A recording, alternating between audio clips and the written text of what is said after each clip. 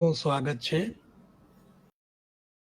એના પ્રશ્નોત્તર કાર્યક્રમનો આ 7મો એપિસોડ છે અને એમાં પ્રશ્નકર્તા રૂપે આવ્યા છે ઉષાબેન ઉપાધ્યાય. ઉષાબેન ઉપાધ્યાયનું નામ કોઈને અજાણ્યું નથી, તે છતાં મને એવું થાય કે મારે એમનો થોડોક તો પરિચય આપવો જોઈએ. તો બનતું એવું કે મારા કેટલાક તેજસ્વી વિદ્યાર્થીઓ હોય તો એનું સામર્થ્ય જોઈને મને એવું બોલવાનું મન થઈ જાય કે તારું ભવિષ્ય ઉજ્જવળ છે. મને સારું લાગે, એને પણ સારું લાગે. હું કહેવા ખાતર ન કહેતો, કંઈક મને દેખાયું એટલે કહેતો. ઉષાબેન નવા સવા અધ્યાપક હશે અને ત્યારે કદાચ રાજકોટમાં, મને યાદ નથી એક્ઝેક્ટલી, એમને મેં વ્યાખ્યાન કરતા જોયા, સાંભળ્યા અને ત્યારે મને આ જ ભાવ જાગ્યો કે આમનું ભાવિ બહુ જ ઉજ્જવળ છે. પણ અમારો એવો કોઈ સંબંધ હતો નહીં એટલે મેં એમને કહ્યું નહીં. પણ મેં ઉત્તરોત્તર જોયું કે એ ઘણું સાચું પડી રહ્યું છે. શરૂઆતમાં એમને સૌરાષ્ટ્રની વિવિધ કોલેજોમાં કામ કર્યું. પછી ભાવનગર યુનિવર્સિટીમાં જોડાયા, લેક્ચર તરીકે જોડાયા અને ત્યાર પછી જો મોટી વાત કરીએ તો તે ગુજરાત વિદ્યાપીઠમાં સૌ પહેલા રીડર તરીકે, પછી પ્રોફેસર થયા અને પછી વિભાગના અધ્યક્ષ પણ થયા. તો એ બહુ મોટી વાત કહેવાય કોઈ પણ અધ્યાપકની કારકિર્દીમાં યુનિવર્સિટી પ્રોફેસર થવું તે. વિશ્વ ભારતી સંસ્થાન નામનું કોઈ સંગઠન, એના ઉપક્રમે એમણે જુઈ મેળો નામની જે સંસ્થા કરી, એથી એમની પ્રવૃત્તિઓ અંગત ધોરણે અને સ્વકીય જેને કહેવાય એવી તાકાતથી વિકસી અને એ એમની એક વધારાની ઓળખ બની, એમ પણ મારે કહેવું જોઈએ.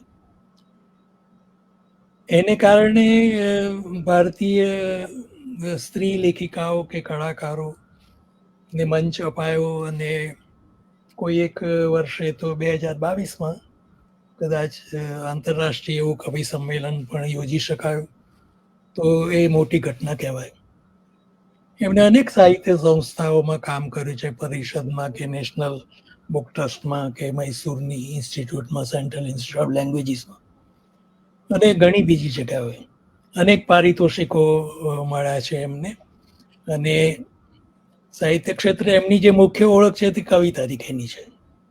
અલબત્ત એમને વાર્તાઓ પણ લખી છે અને અરુંધતીનો તારો એ કાવ્ય પોતે અને સંગ્રહથી એ કવિ તરીકે પણ અનોખા પુરવાર થયા.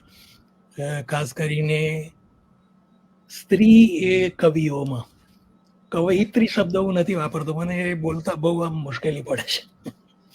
સ્ત્રી કવિઓ કહીએ તો ચાલે, અથવા તો કવિ કહીએ તો પણ પૂરતું છે મારી દ્રષ્ટિએ. તો આ એપિસોડનો જે વિષય છે, એમના 38 જેટલા પુસ્તકો છે બીજા, વિવેચનમાં અને અન્ય. એ રીતે એમને ઘણું કામ કર્યું છે. હાલ તેઓ નિવૃત્ત છે, પણ આ જુઈ મેળો અને બીજી નાની મોટી પ્રવૃત્તિઓ એમની ચાલુ છે.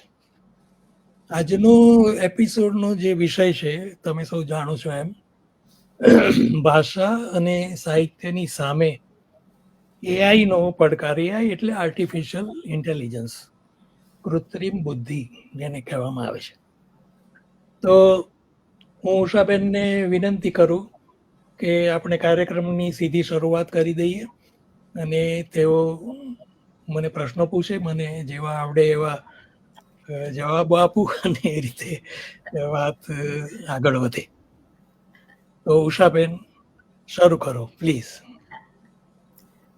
સુમનભાઈ, જ્યારે આ કાર્યક્રમ પ્રશ્નોત્તરને માટે તમે વિકલ્પો આપ્યા કે ત્રણેક વિકલ્પ આપો કયા વિષય ઉપર આપણે વાર્તાલાપ કરીએ, તો મેં વિકલ્પો વિચાર્યા, પણ ફરી ફરીને મારું મન એઆઈ તરફ જ ગયું હતું અને એ ત્રણ પૈકીનો આ વિકલ્પ છે એ તમે સ્વીકારી અને એને વિશે વાર્તાલાપ આજે થવાનો છે એનો મને ખૂબ આનંદ છે.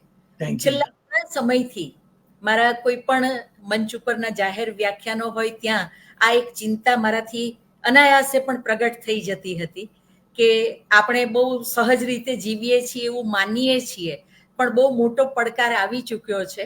આપણી પાસે જો બચ્યું હોય તો માત્ર એક માનવીય સંવેદના બચી છે.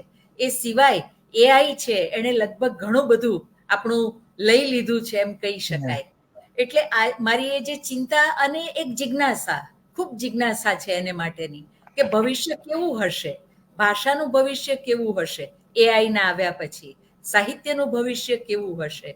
તો તમારા જેવા જ્ઞાની પાસેથી, તમે ભલે એવું કહેતા હો કે જેવું આવડે એવું, પણ અમને ખબર છે કે કઈ હસ્તી છો તમે, એટલે એટલા માટે જ આ વિષય પણ પસંદ કર્યો છે. તો મારો સૌથી પહેલો પ્રશ્ન ભાષા સંદર્ભે છે કે એઆઈને કારણે ભાષાની મૌલિકતા હવે કેટલી સચવાશે, અને એઆઈ છે એ ભાષાનું જે વર્તમાન પ્રારૂપ છે, એનું આખું જે રૂપ છે એને એ બદલી નાખશે, એનું જે પરિવર્તનની આખી સહજ પ્રક્રિયા ભાષાની આખી જે ક્રાંતિ એને પ્રભાવિત કરશે. શું લાગે છે તમને? એટલે મારે પહેલી વાત તો એ કરવી જોઈએ કે હું આઈ નિષ્ણાત તો નથી, અને એની ટેકનોલોજી હું બિલકુલ જાણતો નથી. હું બહુ જ સ્વાર્થી માણસ છું અભ્યાસની બાબતમાં. મને જેની જરૂર હોય એમાં હું જેટલી ઊંડે જવાય એટલી ઊંડે જાઉં અને પછી એને છોડી દઉં. તો એ રીતે હું જોડાયો છું એની સાથે. અને તમે જે પ્રશ્ન કર્યો એમાં જો ભાષાની વાત કરીએ આપણે, તો બધી જ ભાષાઓ સાથે એઆઈ પોતાનું કામ કરે છે. ગુજરાતી અને હિન્દી પણ એમાં આવી જાય, ભારતીય ભાષાઓ પણ આવી જાય. એટલે ભાષાને કશું એથી નુકસાન નથી થવાનું, બલકે એઆઈને કારણે દરેક ભાષા અને એ ભાષાનો ભાષક જાગૃત થશે, સાવધ થશે કે મારી ભાષામાં આટલી બધી શક્યતાઓ પડેલી છે, આટલી બધી એની ક્ષમતા છે. એ રીતે વિચારીએ તો એઆઈને કારણે ભાષાની સામે કોઈ પડકાર નથી. તમે જે રીતે વિચારતા હોય ભાષા અંગે, એટલે કે આપણે સૌ, કે ભાઈ ગુજરાતી ભાષા તો એના વ્યાકરણનું શું થાય, એના જોડણીનું શું થાય, ઉચ્ચારોનું શું થાય, તો હું એમ કહીશ કે આર્ટિફિશિયલ ઇન્ટેલિજન્સ એવી સગવડો પૂરી પાડે છે જ્યાં શુદ્ધ ઉચ્ચારો જ કરી શકાય, જ્યાં જોડણી સાચી જ હોય, જ્યાં તમને તમારી ભાષાની બધી સમૃદ્ધિ પણ જોવા મળે. એટલે રૂઢિપ્રયોગ તમે કોઈ એને પૂછો તો એને ખબર હોય તો એ તરત જ કહી દેશે કે હા મને ખબર છે. કહેવતો પૂછો તો કહેવત. આપણે પૂછીએ કે તત્સમ શબ્દો બતાવો તો એ તત્સમ બતાવશે. કઈ ભાષાના તત્સમથી કહેવું પડશે? સંસ્કૃત એમ કહેવું પડશે. અંગ્રેજીના તત્સમ બતાવો તો બતાવશે, તદ્ભવ બતાવશે. દેશ્યમાં એને બહુ નહીં ખબર પડે, કેમ કે ડેફુનું એ અંગ્રેજી કરી આપશે તમને, પણ ડેફુને નહીં સમજાવી શકે. એટલે જે કંઈ તળ છે ને ભાષાનું, ઊંડામાં ઊંડું છેલ્લું જે સ્તર, ત્યાં સુધી એ નહીં પહોંચી શકે. એ ત્યારે પહોંચી શકશે કે જ્યારે એ બધી વસ્તુઓ પણ એના ડેટાબેઝમાં સામેલ કરવામાં આવી હશે. એ પોતાની પાસે જે કંઈ સંપત્તિ છે ને ભાષાની વાત કરીએ છીએ એટલે ભાષા, જે કંઈ માહિતી છે એ માહિતીમાંથી જ પોતાના જવાબો કે પોતાના ઉકેલો શોધી આપે છે. એ નવું શું કરે છે એમ પૂછવાનો મતલબ જ નથી રહેતો. એ જે કંઈ કરે છે તે નવું છે. એને માટે જનરેશન શબ્દ વપરાય છે, સંસૃજન કહીએ છીએ. ક્રિએશન ખરું, પણ એની પરંપરા ચાલે એમ. આ પછી બીજું, બીજા પછી એને આધારે ત્રીજું, એના આધારે ચોથું. તો એ પ્રકારે એનું જે કાર્યક્ષેત્ર છે એ સતત વિસ્તરતું છે. એને માટે એમ કહેવાયું છે કે એક્સપોનેન્શિયલી વિકસે છે. હવે એ શબ્દનો બહુ સરસ અર્થ છે કે એની ઝડપ ખૂબ છે, એની ગતિ ઘણી છે, એનું કદ બહુ જ મોટું છે અને એનું સામર્થ્ય પણ મોટું છે. કોઈ વસ્તુ એક્સપોનેન્શિયલી વધે, જેમ કે કોવિડ માટે એ શબ્દ વપરાતો હતો, એટલો ઝડપથી વધી રહ્યો છે, ફેલાઈ રહ્યો છે, વગેરે વગેરે. તો આ એઆઈ નું પણ એવું છે. હવે એની સાથે સાહિત્ય જોડાયેલું છે એટલે ત્યાં ભાવ જગતના પ્રશ્નો આવે છે અને સાહિત્યકારોની ચિંતા થાય છે, દરેકની ચિંતા, મને પણ તમને પણ થાય કે સાહિત્યનું શું થશે. હવે એની પાસે ભાવ સૃષ્ટિ નથી, પણ એ ભાવોને ઓળખે છે, ભાવોની વ્યાખ્યા જાણે છે. આપણે એને પૂછીએ કે ભાઈ રતિ અથવા તો લવ એટલે શું, તો એ તમને સરસ વ્યાખ્યા આપશે. આપણે એને કહીશું કે લવ સોંગ મને તું બતાવો, મારે 4 લવ સોંગ જોઈએ છે, તો એ તરત જ આપશે. આપણે એને કહીશું કે મને રવિન્દ્રનાથમાંથી આપ, તો રવિન્દ્રનાથમાંથી આપી શકશે, શેક્સપિયરમાંથી આપી શકશે. મુદ્દો એટલો જ છે કે એના ડેટાબેઝમાં હશે એમાંથી જ આપી શકશે, બાકી નહીં આપી શકે. એટલે ભય પામવાનું મને કોઈ કારણ નથી લાગતું, બલકે એની પાસે જવાથી આપણી સાબતતા વધે. મેં કહ્યું તેમ ભાષાની ક્ષમતા, સાહિત્યની ક્ષમતા, સાહિત્યને વિશે તો એને ઘણું બધું કર્યું છે અને કરે જ છે. એ બધી વાત આપણે કરશું હજી, તમારા બીજા પ્રશ્નો આવશે ત્યારે. પણ મને એમાં સંકોચાઈ જવાનું કે ગભરાઈ જવાનું કોઈ કારણ નથી લાગતું.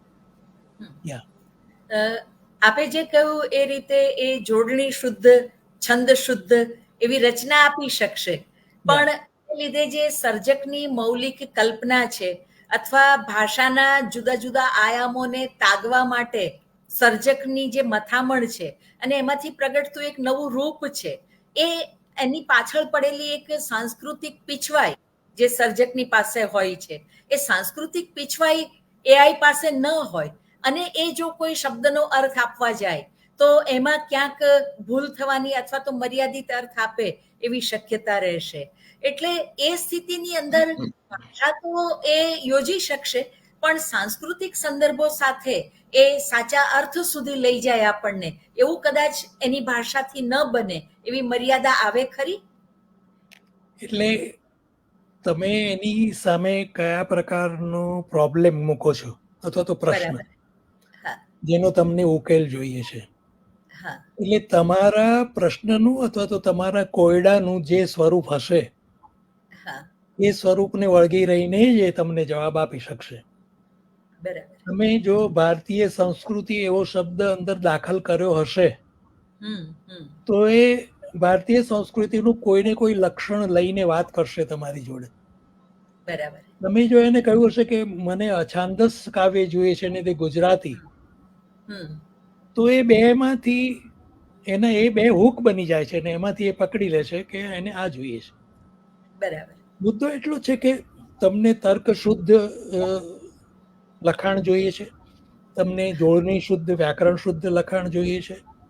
આપણે એને કહીએ કે મને સંયુક્ત ક્રિયાપદો વાળા વાક્યો 10 જોઈએ છે, આપો, તો એ આપી શકશે. આપણે એને કહીએ કે ગદ્ય વિશે તું શું જાણે છે, તો એ કે ગદ્ય એટલે ગદ્ય, ગદ્યની વ્યાખ્યા આપશે તમને. આપણા જેવું એ કોઈ વસ્તુનું વિવરણ કરે કે અર્થઘટનો કરે, અને આપણે તો વિવરણ કે અર્થઘટનો કરતી વખતે ભૂલો પણ કરીએ, એવું કશું જ એ કરવામાં માનતું નથી. એ પોતાના જ્ઞાનને આધારે, અને મારે એક શબ્દ વાપરવો જોઈએ કે પોતાના જ્ઞાનની ભૂમિકાએ રહીને વાત કરે છે. એ તરત જ કહે છે કે મને ખબર નથી, આઈ એમ સોરી. LML જે આખું વર્ઝન છે, લાર્જ લેંગ્વેજ મોડેલ, જેને આધારે સાહિત્યની ને ભાષાની વાતો થતી હોય છે, તો એમાં આપણે પૂછીએ ને તો એ ના પાડી દે છે કે ના, આઈ એમ સોરી, મને ખબર, હું ત્યાં સુધી નથી પહોંચી. હું XYZ ના પ્રેમ પ્રસંગ વિશે એને પૂછું તો એ કહેશે કે નો, આઈ એમ સોરી, બરાબર, I cannot go into that person's life, એવું કહી દે આપણને. આપણે કહે કે no, you talk about the relationship between male and female, તો એ તરત જ કહેશે તમને. એ પોતાની પાસે, મેં હમણાં જ કદાચ હું સાગર સાથે વાત કરતો હતો, મેં કહ્યું કે એ પોતાની પાસેના જે પાના છે પત્તા રમવાના, એનાથી જેટલું રમાય એટલું રમે છે, અને એટલું બધું સરસ રમે છે ને એટલું ઝડપી રમે છે કે આપણે ખુશ થઈ જઈએ. એટલે આ એની વિશેષતા છે. એને સામાન્ય માણસો, જે લોકો જાણતા નથી, એ લોકો એને મર્યાદા રૂપે જુએ છે, પણ એની વિશેષતા છે આ. અને એ વિશેષતા માણસે શીખવા જેવી છે આમ જોવા જઈએ તો, કે આપણે છંદ શુદ્ધ કેમ નથી લખી શકતા કાવ્ય, અથવા તો છૂટ લઈએ છીએ તો કેમ લઈએ છીએ એ જુદી વાત છે, પણ ભૂલો કરીએ છીએ અથવા તો ચલાવી લે છે. ગઝલમાં તો એવું કેટલું થતું હશે આજકાલની ગઝલો. તો આ પરફેક્શન જે આવે છે એ માણસો ઉત્તમ જે પુરુષ કે સ્ત્રી કે સર્જક લાવી શકે એટલું જ સારું લાવી શકે છે, કોઈ પ્રશ્ન નથી. બરાબર છે. ભાવ જગત તો એ જાણતું નથી, એ ના જ પાડે, મારો વિષય જ નથી. બરાબર. એટલે અત્યારે હવે એઆઈ અને ચેટ જીપીટી, ગૂગલ બાર્ડ એ બધાથી જે કામ થઈ રહ્યું છે બહુ સહેલાઈથી જે કંઈ વિગત જોઈએ છે, માનો કે એક નાનો નિબંધ લખવો છે અથવા કોઈ એક મુદ્દો તૈયાર કરવો છે, અને આમ બહુ જ ગણતરીની મિનિટમાં ચેટ જીપીટી એ તૈયાર કરીને આપી દે છે. તો આ જે સુવિધા પણ છે, પણ એવું નથી લાગતું કે એને કારણે જે વ્યક્તિ છે એની કલ્પના શક્તિ છે કુંઠિત થતી જાય ધીરે ધીરે, અને એ મૌલિક રીતે કશું કરી જ ન શકે એવી સ્થિતિએ પહોંચે? જેમ કે કેલ્ક્યુલેટર આવ્યું એની પહેલા કેટલા બધા આંક, તમે પણ લખ્યું છે કે કેટલું બધું મોઢે હતું એમ, અને ગણી શકાતું હતું, પણ કેલ્ક્યુલેટરના આવ્યા પછી હવે એ થતું નથી. એવું જ મોબાઈલ આવ્યા પછી જે ફોન નંબર મોઢે યાદ રહેતા હતા એ ફોન નંબર હવે યાદ નથી રહેતા. તો એવું આ ચેટ જીપીટી નો ઉપયોગ, એઆઈ નો ઉપયોગ એનો જ્યારે વધશે ત્યારે જે વ્યક્તિ એનો ઉપયોગ કરે છે એની પોતાની જે કલ્પના શક્તિ છે, વિચાર શક્તિ છે, એ કુંઠિત થતી જાય એવું બને ખરું? ના, એ કુંઠિત નહીં થાય. એનું કારણ એ છે કે એ તમને શક્ય તેટલા વિકલ્પો આપશે. બરાબર. જે વિકલ્પો કદાચ એક સારા સર્જકે પોતાના ચિત્તમાં વિચાર્યા જ હોય છે, એ જુદી વાત છે. પણ એ તો જે કોઈ શીખવા આવ્યો છે કે જાણવા આવ્યો છે, એની પાસે જ્ઞાન મેળવવા આવ્યો છે, એની સામે વિકલ્પો રજૂ કરી દેશે. દાખલા તરીકે સબ્જેક્ટ મેટર તમારે જોઈએ છે, તો એને માટેના થીમ્સ કે વગેરે જે કંઈ તમે માગો, કહો કે મને 5 જોઈએ છે, તો 5 તમને આપશે કે આ પ્રમાણે થાય. હવે એમાંથી સિલેક્ટ કરીને તમારે આગળ વધવું કે ન વધવું, શું કરવું શું ન કરવું, એ તમારા વિવેક પર આધાર રાખે છે. તમને ખબર પડવી જોઈએ કે એને જે આ થીમ બતાવ્યું તે કેવી રીતે ચાલી શકે મારા સમાજમાં, એવું એને વિશે કેવી રીતે લખી શકું. એ તમને સાધનો પૂરા પાડે છે, સામગ્રીઓ પૂરી પાડે છે. એ તમને એમ કે તમારે રસોઈ બનાવી છે, વાનગી બનાવી છે, કઈ બનાવી છે. આપણે કહે કે મારે બટાકા વડા બનાવવા છે, તો એ તમને ટોટલ રેસીપી આપી દેશે અને તમને સ્ટેપ્સ પણ બધા બતાવી દેશે. જે ઓલ્ગોરિધમ છે ને, એને માટે પણ એવું જ કહેવાય છે. ઓલ્ગોરિધમ શબ્દ તો સૌએ જાણી લેવો જોઈએ. હા, એના વિશે વિસ્તારથી કહો તો. એ કમ્પ્યુટરની એક પ્રક્રિયા છે. જેમ સર્જન પ્રક્રિયા શબ્દ આપણે વાપરીએ છીએ, રચના પ્રક્રિયા વાપરીએ છીએ, એની આ પ્રક્રિયા છે. એ પ્રક્રિયામાં એને કમ્પ્યુટરને એ કહે છે કે તું એક ક્રમ પછી ક્રમ પછી ક્રમ પછી આગળ વધજે, ઉતાવળ ના કરીશ. નંબર 1. બીજું એને એમ કહે છે કે 2 તથ્યોની વચ્ચે શું સંબંધ છે તે સમજીને તું વાત કરજે. ત્રીજું એને કહે છે કે તારે પૂર્ણ કરવાનું છે અમુક સમયમાંથી, તું યાદ રાખજે. એને જે ડેટા ઇનપુટ તરીકે આપવામાં આવ્યો છે એનો એ આઉટપુટ આપવાનું છે. બરાબર. એટલે મેં દાખલો આપ્યો કે બટાકા વડા બનાવવા છે, તો એ બટાકા વડા જ બનશે, એમાંથી બીજું કશું નહીં બની શકે. તો મનુષ્ય જે ભૂલ કરી શકે એ ભૂલ એ નથી કરવાનું, એ વાત નક્કી છે. તમે કલ્પના શક્તિની વાત કરો કે સર્જકતાની વાત કરો, તો એની પાસે જે સર્જકતા છે અથવા તો કલ્પના શક્તિ છે તે આ પ્રકારની છે. એની કલ્પના શક્તિનો મૂળ આધાર મેમરી છે, સ્મૃતિ. આપણી કલ્પના શક્તિમાં પણ સ્મૃતિનો ઘણો બધો ફાળો છે આમ જોવા જઈએ. એની મેમરીનો તો કોઈ પાર નથી. આપણે તો ભૂલી પણ જઈએ, એ કશું ભૂલતું નથી. એટલે એક પ્રશ્ન તો પણ ઉભો થાય છે. એક મિનિટ, હું મારા જવાબમાં કશું ચૂકી જાઉં ને તો ફરીથી તમે પૂછી લેજો. હા, જરૂર જરૂર. એટલે એનો જે અલ્ગોરિધમ છે એની પાસે જે ડેટા છે એને આધારે કરે છે. હવે એની પાસે માની લો કે ગોવર્ધન રામની શૈલી, એનું જે કથન રીતિ છે, એની જે ભાષા વૈભવ છે, જે રીતે અભિવ્યક્તિ રીતિ છે, એની પાસે ડેટા છે અને એનું જ અનુકરણ કરીને એના જેવું જ એ સર્જન કરે છે, તો પછી એ સર્જન છે એમાં કોપીરાઇટ, ગોવર્ધન રામ તો કોપીરાઇટની વાત કરવા નહીં આવે, પણ આજના સમયના સંદર્ભે એ પ્રશ્ન હું કરું છું કે જો એઆઈ દ્વારા આ રીતે અનુકરણ કરીને, અથવા તો એને આત્મસાત પણ નહીં કહી શકાય, પણ એને અપનાવીને એ રીતે જ્યારે થાય, તો પછી ત્યાં આગળ કોપીરાઇટનો પ્રશ્ન આવે, અથવા તો જેને ફેક્ટ કહીએ એવી એક વ્યક્તિતા ઊભી થાય છે, એવું નથી લાગતું એમ? હવે આમાં આર્ટિફિશિયલ ઇન્ટેલિજન્સનું આખું જે ક્ષેત્ર છે ને, હા એમાં કોઈ પણ પ્રકારના ભેદ, જેને આપણે કહીએ કે સમ વિષમ ઉચ્ચાવચતા કહીએ, એવું છે જ નહીં. હા એને લિંગ ભેદ નથી, એને જાતિ ભેદ નથી, એને વંશ ભેદ નથી, હમ એને મૌલિક અને કૃત્રિમનો ભેદ નથી. સાચું. હવે મૌલિકતા વિશે આપણે તો પ્રાણ પાથરી દઈએ ને, જરૂર આપણી બધી તકરારો થતી હોય તો મૌલિકતા વિશે વધારે થઈ શકે એવું છે. ખરું ખરું. વોટ ઇઝ ધેટ મૌલિકતા? એ વ્યાખ્યા કરશે મૌલિકતામાં શું હોય છે.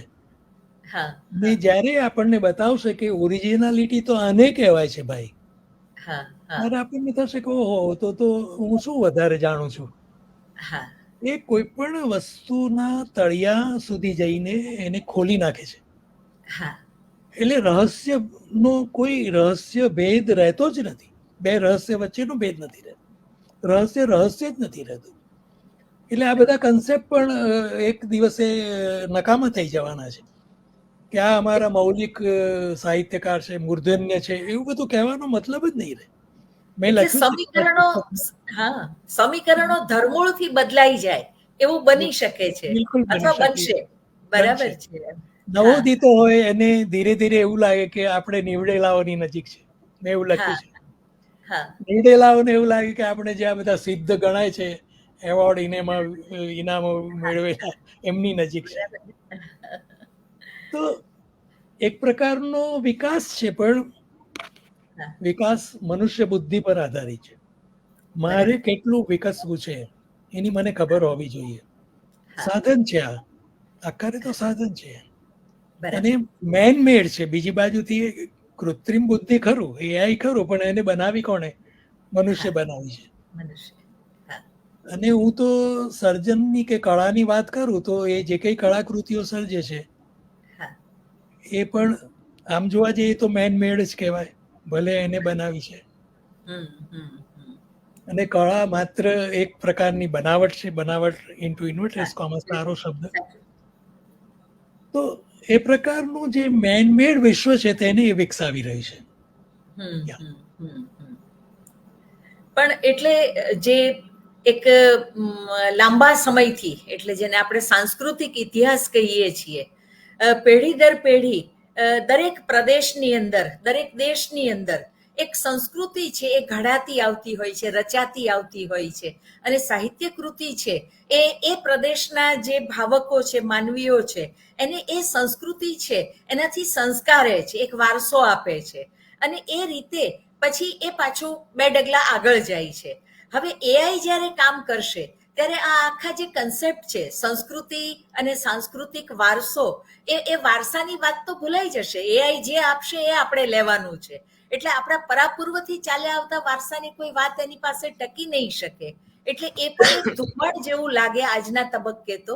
એટલે એ પણ ચિંતાનો વિષય એવું નથી લાગતું? એટલે સાંસ્કૃતિક વિકાસ અથવા તો કોઈ પણ સંસ્કૃતિની જમાવટ થવી એ ઘણા બધા પરિબળો પર આધાર રાખનારી વસ્તુ છે. બરાબર.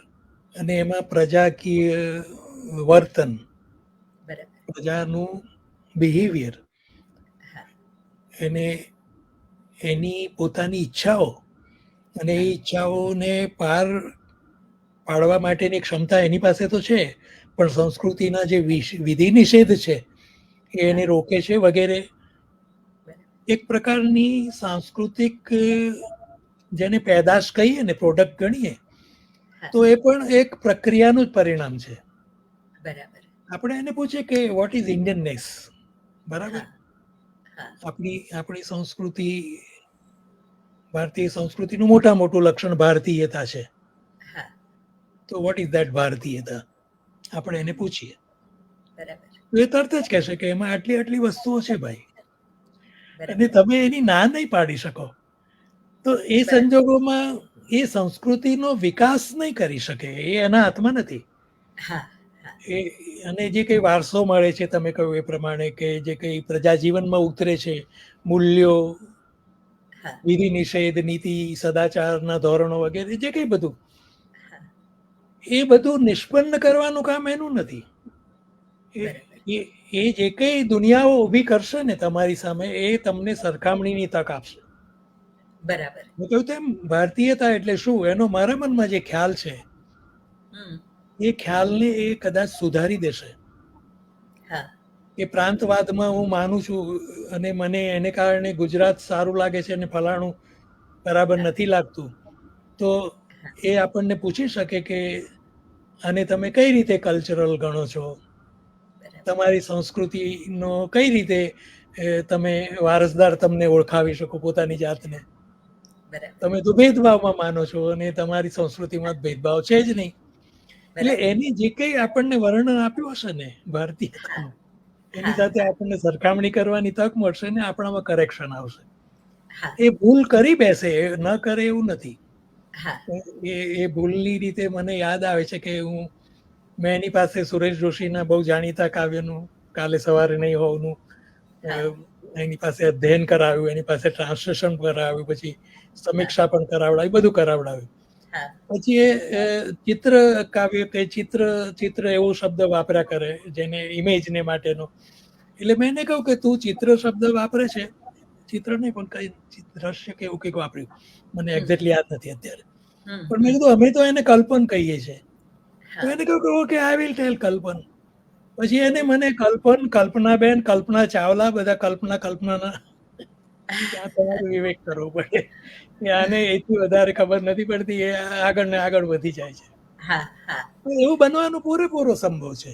હા, સાંસ્કૃતિક પેદાશોની વાત કરીએ, પ્રોડક્ટ્સની વાત કરીએ, ત્યારે આ પ્રશ્ન તો આવશે જ. કેમ કે હા, એ ન કહેવાનું પણ કહી બેસશે.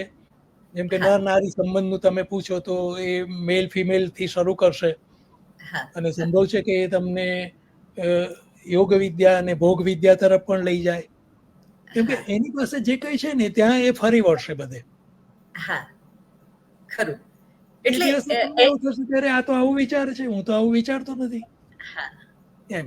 પણ એટલે જે અલ્ગોરિધમની વાત કરી તમે, એ જે આખી પ્રોસેસ છે, એ માણસની એની પાસે જે ડેટા છે એનું એનાલિસિસ કરે છે અલ્ગોરિધમથી, અને જે રીતે ઝડપથી એ અનુકરણ કરે છે અથવા આત્મસાત કરીને આગળ વધે છે, તો યા એ જોતા એક ભયસ્થાન એ રહે છે કે અત્યારે તો એની સીમાઓ ઘણી બધી દેખાઈ રહી છે. નાનકડું એવું સાધન આપણે એલેક્સા લઈએ, અને આપણે તમે જે સુરેશ જોશીનો હમણાં દાખલો આપ્યો એની જેમ યા જો પ્રશ્નો કરીએ તો થોડા જ પ્રશ્ન પછી એને અટકી જવું પડે છે, એની પાસે યા એનાથી આગળના જવાબ નથી હોતા.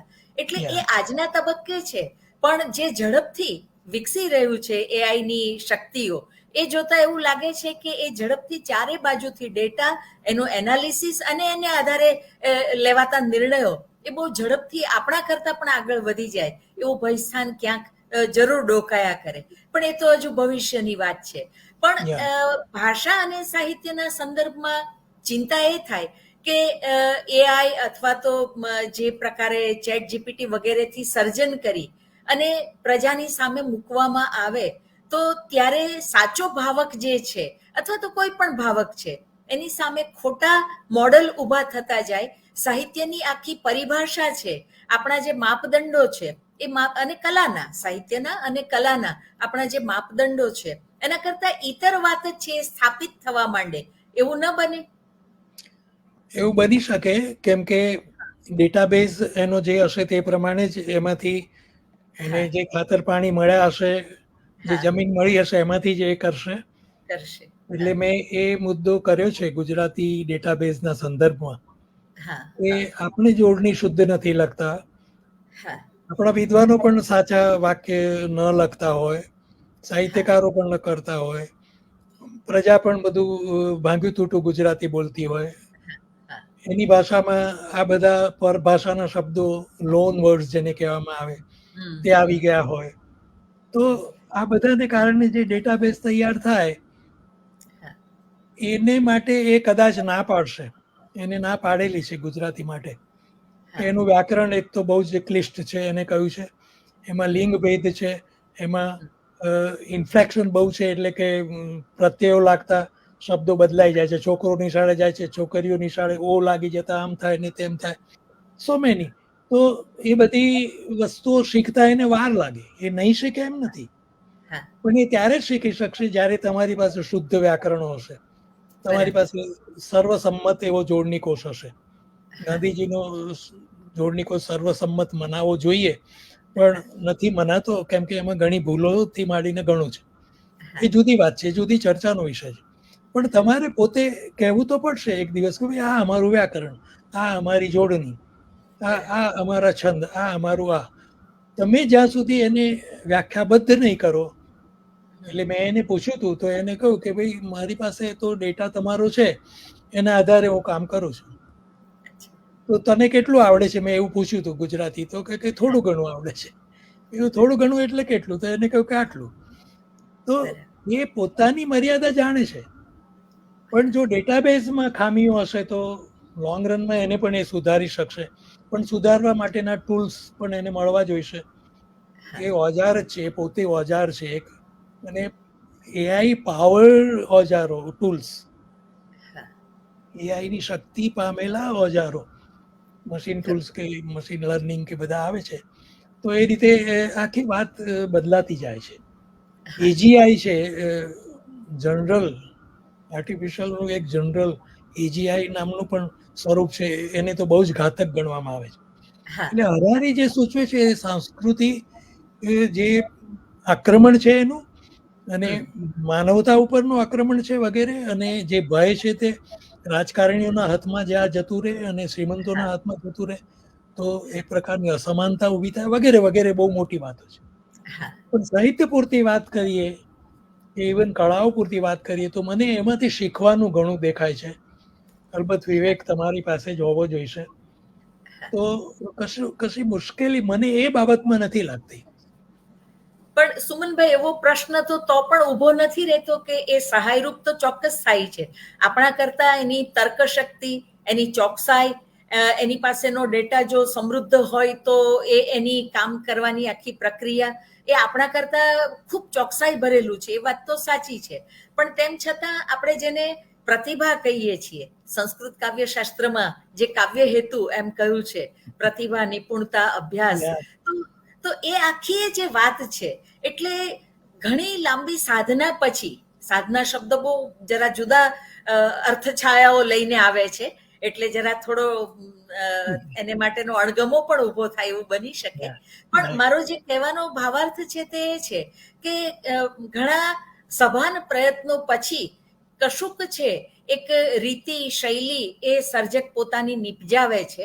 જ્યારે ચેટ જીપીટી, એઆઈ એ આપણને બહુ સહેલાઈથી તમે મુદ્દા ઉપરથી વાર્તા લખો એવું જે આપણને સ્કૂલની અંદર કહેવામાં આવતું, એ રીતે થોડો ડેટા આપણે આપી દઈએ અને એ અંકોડા જોડી આપે છે આપણને, અને આપણી સામે એક આખું સ્ટ્રક્ચર મૂકી આપે છે. એટલે પેલી જે પ્રતિભાની વાત છે, જન્મજાત પ્રતિભા એવું આપણે જે કહીએ છીએ, એ પ્રતિભાની બરોબરી કરે એવું નથી. અને તેમ છતાં એનો ઉપયોગ તો વધી ગયો છે એમ પણ કહેવું જોઈએ, કારણ કે ચારે બાજુ આપણે જોઈએ છીએ કે એનો ઉપયોગ તો થઈ ગયો છે શરૂ ત્યારનો. પ્રતિભા શબ્દમાં છે ને, હા, ઇવન સંસ્કૃત કાવ્ય શાસ્ત્રીઓ વચ્ચે પણ મતભેદ છે કે ઈશ્વર દત્ત છે કે શું છે. બરાબર છે. ઈશ્વર દત્ત નથી. બરાબર. હવે પ્રતિભાના એ તો બે જ અર્થ કરશે. એક તો બુદ્ધિની રીતે કરશે કે જીનિયસ કોને કહેવાય. બરાબર છે. ઇડિયટ ને જીનિયસ બે રેન્જ છે. બે જ રેન્જ. બરાબર. તો એ પહેલી વાત કરશે. પછી એ વાત કરશે કે ભાઈ એ તમે પ્રતિમામાં બીજું શું જુઓ છો. તમે ચમત્કાર, જાદુ જુઓ છો, તો એ જાદુ કયા પ્રકારનો. લિંગ્વિસ્ટિક્સ નો સહારો લઈને એ કહેશે કે આ રીતે વાક્ય રચનાઓ કરી શકાય છે, આ પ્રકારે અલંકારો સર્જી શકાય છે, આ પ્રમાણે આ થઈ શકે છે. જેને તમે શૈલી કહો છો, તો એ શૈલીની પણ નકલ કરી શકે છે. શૈલીના પણ એ તમને પૃથક્કરણો કરી આપશે. આપણે વિદ્યાર્થીને કહીએ છીએ કે ભાઈ તું ગોર્ધન નામના ભાગ એકમાંથી અલંકારો શોધી લાવો. મેં કોઈકને સોંપ્યું હતું, એ કદાચ ભરત મહેતાની પત્નીને, હું ભૂલી ગયો એનું નામ, અનન્યા શું નામ હતું ભૂલી ગયો, નિવ્યા, એને મેં સોંપ્યું હતું, એને કર્યું હતું. તો તમે બધા ઉપમા અલંકારો કાઢો, આ કરો તે કરો, એ કામ એ તમને પળવારમાં કરી આપે. બહુ સાચું. હવે એ શોધવાનું કામ તો મજૂરીનું કામ હતું ને, એના ઉપર કામ હવે તમારે કરવાનું છે. ખરી વાત. તો એ મદદ તમને મળી શકે છે. હા હા. એને કહ્યું કે સુરેશ જોશીના આ કાવ્યમાં આટલી ઇમેજીસ છે, એને આમ બતાવ્યું. મને કેટલીક એને બતાવેલી ઇમેજીસ ન પણ લાગી, ઇમેજ જુદી વાત છે. એને જે કેટલીક બતાવી તે હું પણ નહોતો જાણતો, એવું પણ હતું. તો પ્લસ માઇનસ જે આપણી સાથે એ કરે ને, એનાથી આપણે ઘણું શીખી શકીએ. બાકી પ્રતિભા, વ્યુત્પત્તિ જે કહીએ છીએ, વ્યુત્પત્તિ તો એની પાસે કેટલી બધી છે, વિદ્વત્તા. બીજો કાવ્ય હેતુ ગણાવ્યો ને. આપણા સાહિત્યકારને પૂછીએ કે અત્યારે કઈ ઋતુ ચાલે છે, 6 ઋતુઓમાંની, પેલી તો નહીં, 3 માંની એક તો કહી શકે. તો સામાન્ય વાત થઈ કે વ્યુત્પત્તિથી એટલું બધું સમજવાનું છે કે અત્યારે દુનિયા કઈ રીતે ચાલે છે. તો એ આખું જે નોલેજ એની પાસે છે, એની પાસે એનામાં ઇન્કોર્પોરેટ થયેલું છે. એટલે વ્યુત્પત્તિનો પ્રશ્ન જ નથી. અભ્યાસ તો એને તમે કહો એટલું કરી શકે છે, તમારાથી પણ વધારે કરી શકે. એટલે એ બધા કન્સેપ્ટ આપણી પાસે છે અને એ મનુષ્યની સાથે જોડાયેલા છે, એ બરાબર છે. પણ મેં કહ્યું એ પ્રમાણે મને કમ્પેરિઝન કરવાની અથવા તો સરખામણી કરવાની તક પૂરી પાડે છે, અને ત્યારે મને વિશેષ પણ સંભળાય છે અને મર્યાદાઓ પણ દેખાય છે. એટલે મને તો પણ એક પ્રશ્ન ઉભો રહે છે કે એની ક્ષમતા તો અપાર છે અને હજુ તો ઉત્તરોત્તર વધવાની છે એની ક્ષમતા, એવું ચિત્ર આપણી સામે છે જ એ રીતે. પણ જે એક વ્યક્તિમાં પ્રતિભા છે, જન્મજાત હોય, દૈવી હોય, કંઈ પણ આપણે કહીએ, પણ એની પાસે જે છે, તો એનો મહિમા તો એઆઈ ના આવવાને લીધે પછી ધીરે ધીરે ઘસાતો જશે, લોપાતો જશે, ભૂસાતો જશે. એવી પરિસ્થિતિ તરફ આપણે ખેંચાઈ રહ્યા છીએ સાહિત્ય જગતમાં. બિલકુલ. આપણે મેં કહ્યું એ પ્રમાણે આપણે પછી સર્જકને, પ્રતિભાશાળી સર્જક, મૂર્ધન્ય સર્જક કહેવાનું બંધ કરીશું. આપણે કહીશું કે આપણા સારા લેખક છે, સારા સાહિત્યકાર છે, એવા વિશેષણો વાપરીશું. મોટા મોટા વિશેષણો નહીં વાપરીએ. મૂર્ધન્ય કોને કહેવાય તે જાણ્યા વગર જ મૂર્ધન્ય શબ્દ વપરાતો હોય છે આજકાલ આપણે ત્યાં. અને કોને પ્રતિભાશાળી કહેવો ને વગેરે ઘણા બધા પ્રશ્નો છે. તો અને કાવ્યશાસ્ત્રમાં કઈ એની ચોખ્ખી વ્યાખ્યાઓ નથી આપી એ વિદ્વાનોએ. એ વિદ્વાનો સમજદાર હતા અને એમના શિષ્યો પણ સમજદાર હતા. એટલે એમને લાંબા વિવરણ કરવાની કે અર્થઘટનો કરવાની જરૂર નહોતી. જ્યારે આ આપણને સ્પષ્ટ વ્યાખ્યાઓ આપે છે, ચોખ્ખી. અને એને કારણે આપણને ખબર પડે છે કે ભાઈ આવું હોય ત્યારે જ પ્રતિભાશાળી છે માણસ, એવું કહેવાય. હવે 7 વર્ષની ઉંમરે પ્યારચંદમાં લખતા હતા રવિન્દ્રનાથ, એટલે પ્રતિભાશાળી એવું આપણે કહીએ. તો એ આપણને સાંભળવું અને જાણવું ને એમ હોવું પણ બહુ સારી વસ્તુ છે. અપવાદ છે ને એટલા માટે સારું લાગે છે. પણ એવું કહેશે કે આવા અપવાદ તો દરેક ક્ષેત્રમાં હોઈ શકે, ત્યારે આપણે શું કરીએ?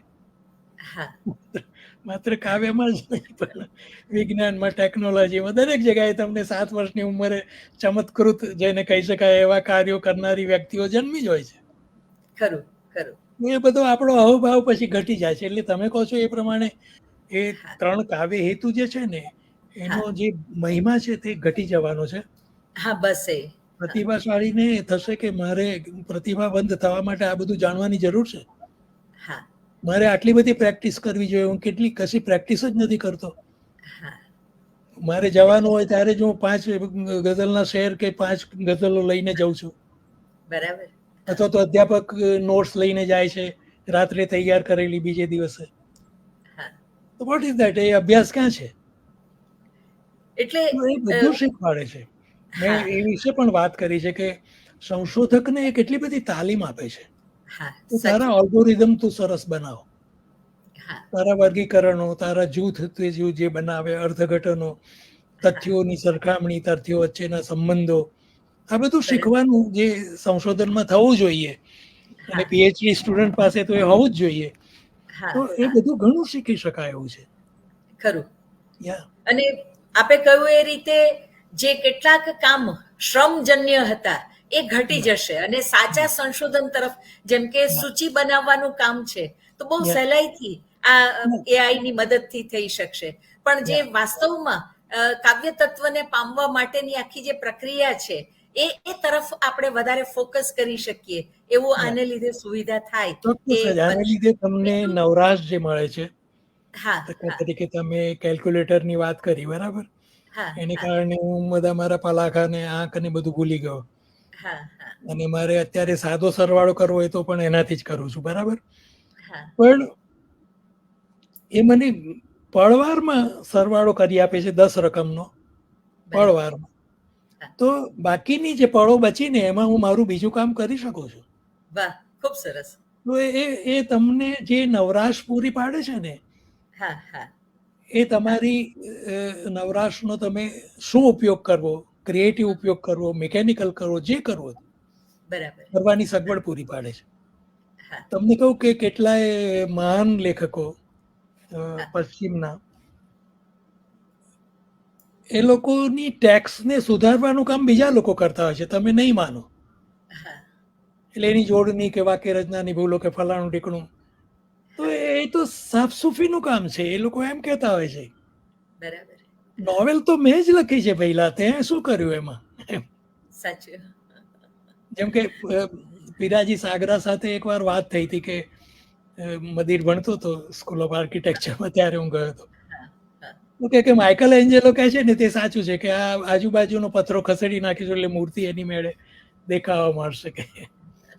તો એ રીતે જો આપણે આખું વિચારીએ તો હા ઘણી બધી સગવડ મળશે આપણને, એવું એમાંથી લાગે છે. હા અને એટલે નવરાશ ખૂબ મળશે. એ નવરાશનો માણસ સદુપયોગ કરી શકે, હા સારી વસ્તુઓમાં જોડાઈ શકે, એની ક્રિએટિવિટીને કેટલો બધો અવકાશ મળે. તમારે જે એટલે છંદ જોઈએ છે એ છંદનું બંધારણ તમને મળી ગયું, હા એ છંદની સાથેના જે છંદો છે તે બધા મળી ગયા, બરાબર. એક જ પરિવારના કહેવાય એવા, હા બરાબર. તો તમને એક સરસ પ્લેટફોર્મ જેને કહેવાય મળી ગયું. હવે તમે પસંદ કરો, અથવા તો તમને સહજપણે સ્ફુર્યું છે તે આ બધા વિકલ્પોમાંથી કયા વિકલ્પમાં જાય છે, તમે એને બરાબર. પકડી લો. હા તો એ હરિણી હશે કે જે કંઈ હશે, ને હરિણીનું જે કોઈ રૂપ હશે કે જે હશે તે. હા તો સગવડ આ છે કે વિકલ્પો પૂરા પાડે છે, ઇતિહાસ પૂરો પાડે છે તમને, ખાસ કરીને ઇતિહાસ, હિસ્ટ્રી. હ્યુમન હા હિસ્ટ્રીની સામે જ મોટો પડકાર છે આમ જોવા જઈએ તો. હરારી એટલે સાચી શું, વાત. પોતે મોટા હા, હિસ્ટોરિયન, હરારીએ કહ્યું જ છે. બરાબર. મોટા હિસ્ટોરિયન છે એટલે એ તો કહી શકે. હા હા હા બરાબર. એટલે બહુ સરસ વાત કરી સુમનભાઈ તમે, કે એ આ બધી સુવિધાઓ આપણને આપે છે અને એની સામે આપણને જે બીજો સમય મળે છે એમાં બીજું આપણે ઘણું કરી શકીએ.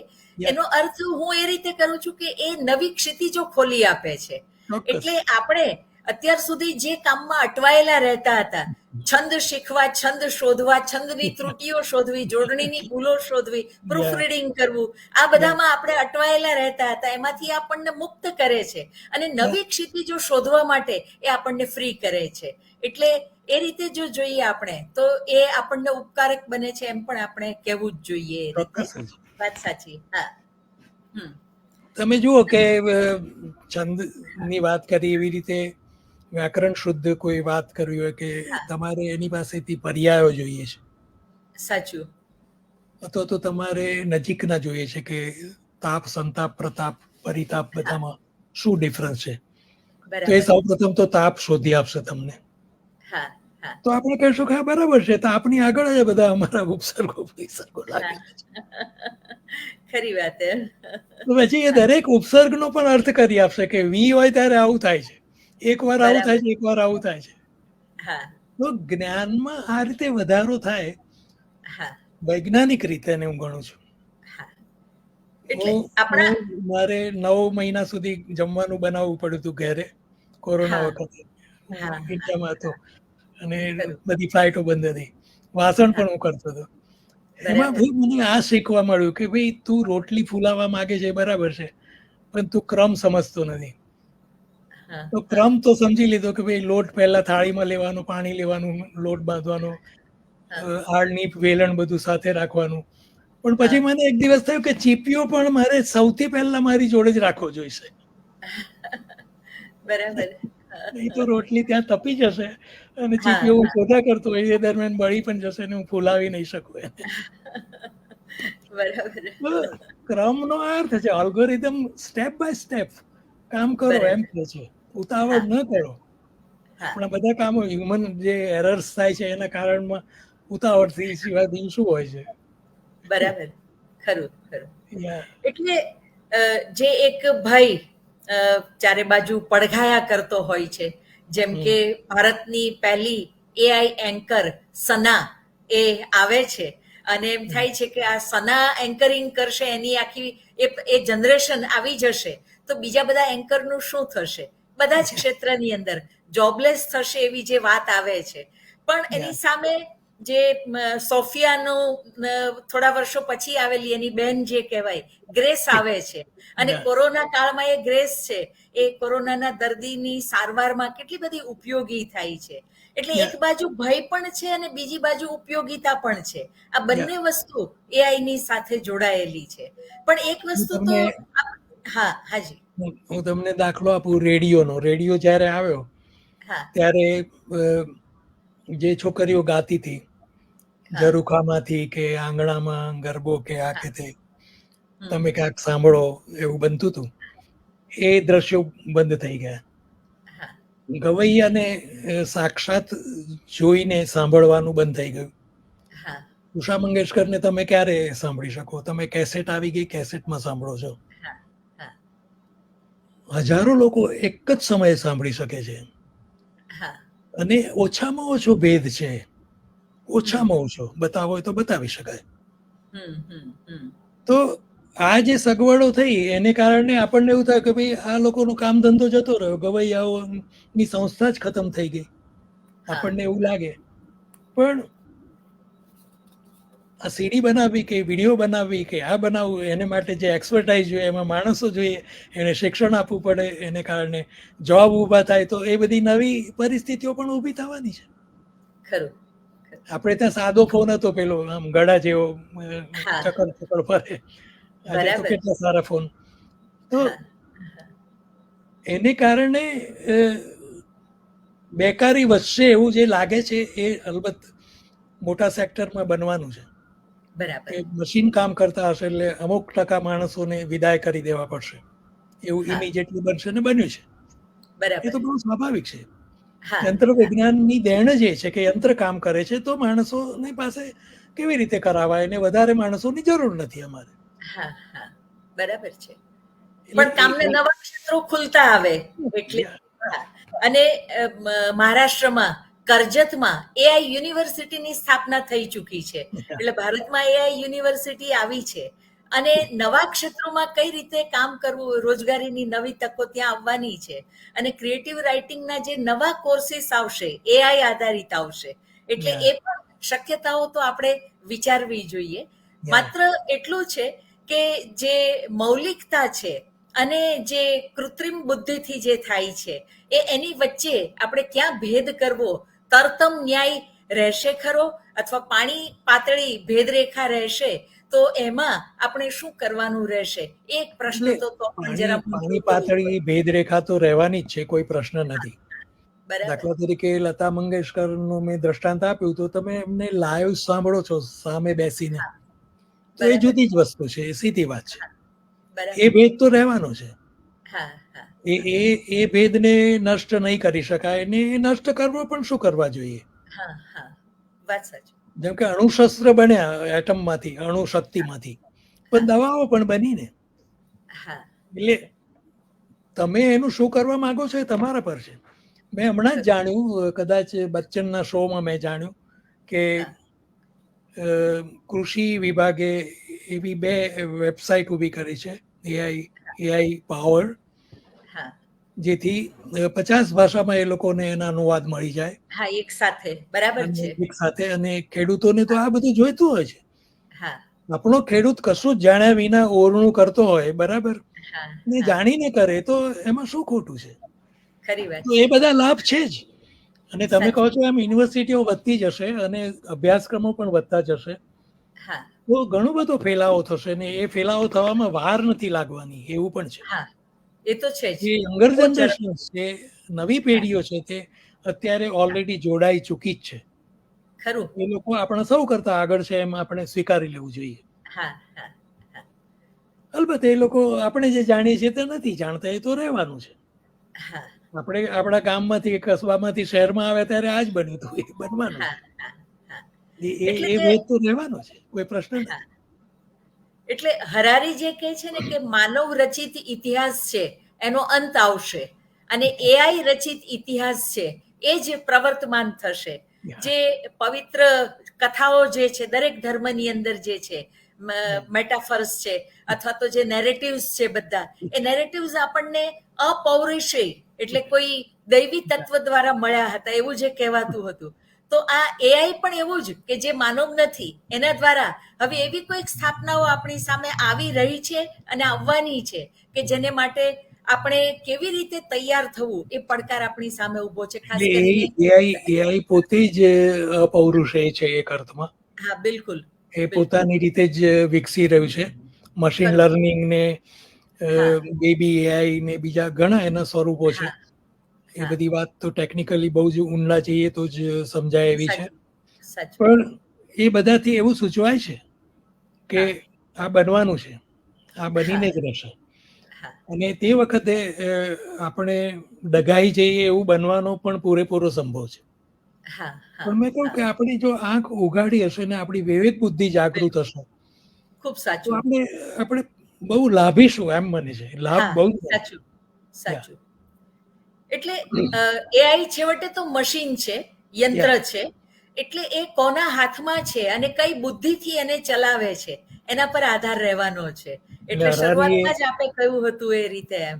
એટલે યા. કોઈ પાશવી વૃત્તિથી દાનવી વૃત્તિથી કોઈ કરે તો રાજકારણીઓ કે બીજા કોઈ પણ એ રીતે એમ તો યા. મનુષ્ય જાતિની સામે જોખમો આવવાના એ પણ એટલું જ નક્કી છે. પણ એની સામે એના ફાયદાઓ તો છે જ, એને આપણે નકારી શકીએ એમ એટલે નથી. અણુ બોમ્બ શોધાયો એનું પરિણામ હા આપણે જાણીએ છીએ, બરાબર. હા હા એવી બરાબર રીતે છે. આ પણ એવા હથિયાર હા નિષ્પન્ન કરી શકે છે, હા સંસ્કૃતિત કરી શકે છે હા કે જેમાં માણસની જરૂર જ ન પડે. સાચું. એટલે કાર્લ બરાબર. સગાન બહુ મોટા કોસ્મોલોજીસ્ટ બ્રહ્માંડવિદ થઈ ગયા. હા એને એવું કહેલું વર્ષો પહેલા કે આ હા પૃથ્વીનો 7 મિનિટમાં નાશ થઈ શકે એટલા બધા ન્યુક્લિયર વેપન્સ છે. ખરું ખરું. બરાબર. હા તો એવા ન્યુક્લિયર વેપનની જે ઓલ્ગોરિધમ છે કે એના જે કઈ પ્રોસેસીસ છે તે બધા આત્મસાત કરવાનું એઆઈ માટે મુશ્કેલ નથી. ખરી વાત છે. એ દાનવીય બની શકે છે. હા પણ હા સૌથી મોટો જે ભય છે તે માનવ્યનો છે. બહુ સાચી વાત. આપણે જે બધી વાત કરી કે હા સંસ્કૃતિનું શું, વારસાનું શું વગેરે, હા હા એ બધાનું જો આપણે એક પડીકું સરવાળો મારી દઈએ, બરાબર છે. સરવાળો કરીએ તો એ માનવતા શબ્દ બરાબર માનવીય છે. બરાબર છે. તો હા માનવ્યને ઓળખાવશે ખરું, પણ હા માનવીયનો ક્ષય પણ જોડે ને જોડે થશે. હા હા અમે લોકો આજકાલ હ્યુમેનિઝમ અને પોસ્ટ હ્યુમેનિઝમની ચર્ચા કરી રહ્યા છું. હું તો કરી જ રહ્યો છું. બાબુ હા સાથે થોડીક વાત થઈ હતી, હા સાગર સાથે થઈ હતી વગેરે. તો હમ અનુમાનવવાદ છે એને આ જ ભય છે હા કે હા માનવ્યનો ક્ષય થઈ રહ્યો છે. ભાઈ આ શું થઈ રહ્યું છે? અને હા એ આમાં આ બધાને જવાબદાર ગણે છે. હા ટેકનોલોજીને, એઆઈ ને એવરીથિંગ. બરાબર. એ તો એ છે જ. હા પણ હા એક ક્ષય તો બીજી રીતે પણ થતો હોય છે. હિટલરે શું કર્યું? હમ આપણે જો થોડાક જ ઇતિહાસમાં પાછળ જઈએ તો 2 હા વિશ્વયુદ્ધોમાં શું થયું? સાચી 60 વાત લાખ છે. યહૂદીઓનો નાશ એને કર્યો, બરાબર. હા તો એ શું બરાબર. થયું? હા એટલે આખરે તો મનુષ્યની જે નિયતિ છે તે જ ઊભી રહેવાની છે. હા પણ વ્યક્તિએ દુઃખી થવાનું કારણ નથી. આખી માનવ જાતની સામે આ હમ કષ્ટ છે, આ હા આ ભય છે, આ દુરિત હા ઊભું છે. હા પણ વ્યક્તિએ દુઃખી થવાનું કોઈ કારણ નથી. બરાબર. એટલે હરારીએ જે એના પુસ્તકમાં કહ્યું છે એ રીતે જે 3 મોટા પડકારો માનવ જાતની સામે આજે છે, યા તમે પણ એ નોંધ્યું છે એ રીતે કે યા એક તો પર્યાવરણનો બહુ મોટો પ્રશ્ન છે, બીજો અણુ યુદ્ધોનો ખતરો છે અને ત્રીજું આ આર્ટિફિશિયલ ઇન્ટેલિજન્સ. અને યા એના તરફ સહેજ પણ ઉન્મુખ થયા વગર Yeah, ઉન્મુક્ત રીતે yeah, મનુષ્ય અને સાહિત્યના ઘણા બધા ઘણી બધી પેઢીના લોકો એ કામ કરી રહ્યા છે એ રીતે. yeah, એટલે આ બહુ ઝડપથી, એક સમય એવો હતો કે નવી ટેકનોલોજીને આવતા વર્ષો લાગી જતા હતા. કોઈ એક yeah, નવી શોધ થાય પછી 20, 30, 40 વર્ષે કોઈક નવી શોધ આવતી હતી અને પ્રસ્થાપિત થતી હતી. પણ હવે તો એટલું ઝડપથી પરિવર્તન આવે છે, એટલે આ yeah, કશાથી આપણે જો વાકેફ ન હોઈએ અને yeah, માત્ર ને માત્ર અમે એવું ગૌરવ લઈએ કે અમે શુદ્ધ yeah, શબ્દ સાધના કરીએ છીએ, yeah, તો એ નભી શકે નહીં એવું મને લાગે છે. yeah, yeah. આસપાસ જે કંઈ થઈ રહ્યું છે એના તરફ પણ થોડું આપણું ધ્યાન જવું જોઈએ. અને એ તમારા જેવા ચર્ચા કરે છે ત્યારે તો વધારે લાગે છે કે એટલે આ બદલાતા સમયને આખા ઓળખવા માટે. આખા સંસારમાં હા, હિસ્ટ્રીમાં જો નજર નાખીએ ને તો નેરેટિવ સિવાય બીજું કશું નથી. ખરી હરારી વાત. પણ કહે છે, કોઈ પણ ચિંતકો પણ એ જ કહે છે હા, કે હા, વાર્તાઓ છે આપણી આસપાસ બધે જ. ખરી તો વાત. એ વાર્તાઓમાં કલ્પના કેટલી છે, તથ્ય કેટલું છે, સત્ય કેટલું હા, છે, એ બધા નિર્ણયો આપણે જ કરવાના રહેશે. હા, અને એ વ્યક્તિના જે નિર્ણયો છે, સમૂહના સાચું. નિર્ણયો કે જૂથના નિર્ણયો, એ હા, જુદી, આખી વાત જ જુદી છે. ખરી વાત હરારીએ છે. પોતે કહ્યું છે કે ભાઈ રાજકારણનું સત્ય શું છે, તો એને કહ્યું કે મતદાર. હા, હા, બિલકુલ સાહિત્યનું કે પુસ્તકોનું સત્ય શું છે કે વાચક. બરાબર. એટલે એ જે વસ્તુ અનિવાર્ય છે તેના પર આંગળી મૂકીને વાત કરે છે. હા, તો હા, આમાં જે ભય છે તેના પર એમને આંગળી મૂકી છે અને બહુ હા, વ્યાપક સ્વરૂપની વાત છે. પણ બરાબર. સાહિત્ય કળાને લાગે વળગે છે ત્યાં સુધી મેં કહ્યું એ પ્રમાણે મને પોતાને તો એમાં કોઈ ભય વર્તાતો નથી. હવે મારે તમને કેટલાક પ્રશ્નો પૂછવા છે. આપણી પાસે હા, હજી 3-4 મિનિટ છે. હા, એકાદ મિનિટ વધારે લઈએ તો પણ વાંધો નહીં. તો તમે ઉષાબેન જે આ જુઈ મેળો એવું બનાવ્યું છે, હા, સંસ્થાન ઊભું કર્યું છે, એ એક રીતે તો બહુ સરસ છે. તમે એની વાતમાં લખ્યું છે કે હા, ભારતીય સ્ત્રી લેખિકાઓ અને હા, કલાકારો હા, બધા બરાબર. ભેગા થાય. હવે એવા ઘણા કાર્યક્રમો તમે કર્યા છે, મને એવા સમાચારો ઘણી વાર મળતા હોય છે. હા. એમાં મારી ફરિયાદ તો એ છે કે તમે પુરુષોને શું કામ દાખલ નથી કરતા. ધારો કે અ, ધારો કે જુઈ મેળો બને છે, બરાબર, તમારો જ બરાબર. કાર્યક્રમ, તમારો જ યોજના, પણ એમાં એક વક્તા પુરુષ હોય તો શું વાંધો. વાત તો સાચી છે, પણ જુઈ મેળો છે એની શરૂઆત જ એટલા માટે કરી હતી કે બહેનો છે એને ફૂલ ફ્લેજ મંચ મળવો જોઈએ. તમે શરૂઆતમાં મારી ઓળખ આપતા કહ્યું હતું કે ઘણી બધી સંસ્થાઓમાં મેં કામ કર્યું એ રીતે. યા તો મારા આટલા વર્ષોના અનુભવમાં મેં જોયું હતું કે કોઈ પણ સંસ્થામાં, કોઈ પણ સંસ્થા XYZ, તો એમાં કોઈ સેમિનારને માટે ચર્ચા થાય, કોઈ કાર્યક્રમને માટે ચર્ચા થાય, તો સૂચનો આવે કે કાર્યક્રમના પ્રમુખ તો આ રહેશે, કાર્યક્રમના અતિથિ વિશેષ તો આ રહેશે, યા કાર્યક્રમના મુખ્ય વક્તા તો આ રહેશે, ઘણું બધું નક્કી થઈ જાય. પછી એવો કોઈ વેરો આતરો હતો, એ વાત એકાદ સાચી છે. એકાદ બે બેન હોય તો સારું લાગે એમ. અને યા. એવું સાંભળ્યું ત્યારે મને બહુ ઘા લાગતો હતો કે એકાદ બે બેન આમાં હોય તો સારું લાગે એટલે લાગે શું એટલે. એમ. એટલે યા એ બધા ધક્કાઓ ભેગા થતા ગયા અને એમ થયું કે બહેનોને એમની અભિવ્યક્તિનો ફૂલ ફ્લેજ મંચ મળે, જ્યાં એ પોતાની જે સર્જનશીલતા છે એને સરસ રીતે વ્યક્ત કરે. અને બધી જ કળાઓ એટલા માટે કે લલિત કળાઓ છે, બધી પરસ્પર જોડાયેલી છે, સાહિત્ય, સંગીત, નૃત્ય. અને ભારતીય એટલા માટે કે માત્ર ગુજરાતી નહીં પણ ભારતીય, કે આદાન પ્રદાનથી જ ક્ષિતિજ વિસ્તાર થાય. એટલે જુઈ મેળાના કાર્યક્રમને નિમિત્તે મળે અને પરસ્પર આદાન પ્રદાન થાય તો સૌનો ક્ષિતિજ વિસ્તાર થાય. એટલે મૂળ હેતુ એ છે, એટલા માટે માત્ર બહેનો એમ. એટલે મેં લતાબેનને પણ આ પ્રશ્ન કર્યો હતો, હા, હા, લતાબેન હિરાણીને. હા, ખરું. એ વિશ્વ સામયિક ચલાવે છે. હા, તો હું પોતે નારીવાદી છું. હું હા, ઘણી વાર મારી જાતને હું પૂછું કે શું છે, તો મને એવું લાગે હું નારીવાદી છું. હા, અને મને નારી શોષણની વાત તો જરા પણ પસંદ જ નથી, બલકે સાચું. કોઈ પણ પ્રકારનો ભેદ પણ પસંદ નથી. હા, હા, તો એ તો વાત જ જુદી છે વ્યક્તિગત રીતે. હા, પણ મને એમ થાય કે જે વાત થઈ રહી છે, હા, સ્ત્રીઓ જે પ્રશ્નો ચર્ચી રહી છે પોતાના, એ પ્રશ્નોમાં સૌથી જવાબદાર જો કોઈ ફેક્ટર હોય તો તે પુરુષ છે. હા તો એને પણ બોલાવીને સંભળાવો તમે, અને એને પણ તમે જવાબ આપવાની ફરજ પાડો. બરાબર એટલે છે. નોટ ગીવ એન્ડ ટેકની રીતે નથી હા કહેતો, હા ના સીધા બરાબર સવાલ છે. જવાબ કરવાનો નથી, પણ જે હા ચર્ચા ચાલતી હોય એમાં બરાબર. ક્ષિતિજ વિસ્તાર પણ થઈ શકે. હા હા એટલે કોઈ એવી પણ વાત રજૂ કરે તો હા બહેનોને એ જાણવાથી ઘણું સારું લાગે, અને એમના વિચારોમાં પણ એક પ્રકારની ઉત્તેજના આવે. હા એટલે આ તો મારી અંગત માન્યતા છે, હું એવું ના, ના, કોઈને છે જ. કહેતો નથી. અમારે એક ભાઈએ તો એવું કીધું કે જોઈનો મેળો તો પુરુષો શું એરંડીઓ છે? મેં કીધું કે હા, એરંડીઓ છે એટલે ના, જ. પણ એટલે આવા પ્રતિભાવો ઘણાના તરફથી આવ્યા છે, અને એટલે એક કાર્યક્રમ એવો કરવાનું વિચારીએ જ છીએ That કે would be better. હા બિલકુલ એમ. અને Yeah. હા, અને ભૂતકાળમાં એવા કવિ સંમેલન કર્યા છે જેમાં સ્ત્રી પુરુષ સર્જકો હોય એ રીતે એમ, પણ પછી લાંબા સમયથી જુઈ મેળો થાય છે એટલે જરા એવું દ્રઢ થયું છે કે આમાં પુરુષોને ક્યાંય સ્થાન નથી, એવું નથી. પણ પણ આમાં શું છે કે ધીરે ધીરે ઉષાબેન આ ભેદ હા જતો રહેશે. હા પ્રવૃત્તિઓ જ એ પ્રકારની હશે કે હા જેમાં મેલ ફિમેલના ડિસ્ટિંક્શન તો હશે જ, પણ હા પ્રશ્નો જ મુખ્યત્વે હશે. તો પ્રશ્નો સાથે જોડાયેલી બધી જ વ્યક્તિઓ ત્યાં હશે, બહુ સાચી પુરુષાર્થ વાત છે. હશે, ખરી વાત સામાજિક છે. રિવાજો હશે, એટલે હા સમાજ વિજ્ઞાનીઓ પણ હશે, ધર્મ કર્મ બરાબર. વાળા પણ હશે, અધ્યાત્મ વાળા પણ હશે. હા હા આ હા બધા ભેગા થઈને ચર્ચીએ, બરાબર. ચાલો શું છે. તો ખરું ખરું. હા એટલે સાહિત્યિક સંરક્ષણ મેં જ કર્યું, એમાં મારો આશય હતો કે બધા વિષયો જે છૂટી ગયા છે હા તે હા જોડાય.